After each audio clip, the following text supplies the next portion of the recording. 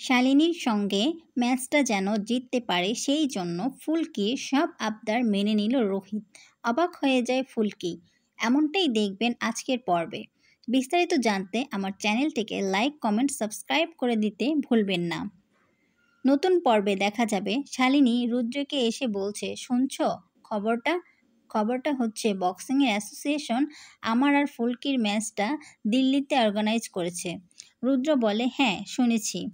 তখন শালিনী বলে, দুদিনের মেয়ে, নাক টিপলে দুধ পড়বে, সে নাকি আবার আমার সাথে খেলবে, আর এটা নিয়ে হচ্ছে এত নাচানাচি। আমিও দেখব কতদূর যায় ফুলকি দাস। কে এই ফুলকি দাস? কটা ম্যাচ খেলেছে ও? কটা ম্যাচ লড়েছে ও? যতগুলা ম্যাচ ও লড়েছে ততগুলা ম্যাচ আমি জিতেছি, এমনটাই বলে শালিনী। এবার আমি কতগুলো ম্যাচ খেলেছি সে কথা না হয় থাক, সে আলোচনায় আমি আর যাবই না। এত দিনের এত এক্সপিরিয়েন্স সব কি জিরো হয়ে গেল তাহলে? বক্স অ্যাসোসিয়েশনের লোকজন ভাবছে ফুলকি দাস জিতবে, কিন্তু সেটা তো অসম্ভব, সেটা তারা জানেই না। তখন রুদ্র বলে, তুমি এই ম্যাচটাকে এত হালকাভাবে নিও না, কারণ কনফিডেন্স ভালো, ওভার কনফিডেন্স ভালো না। শালিনী তখন বলছে, কি বলছো তুমি, কি বোঝাতে চাইছো?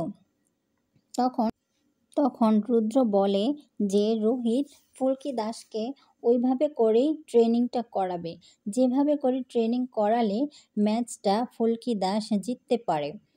তখন শালিনী বলে, আমি এতদিন কিভাবে খেলে এসেছি সেটা রুদ্র দেখেছে, রোহিতও দেখেছে, এবার সে এভাবে খেলবে না।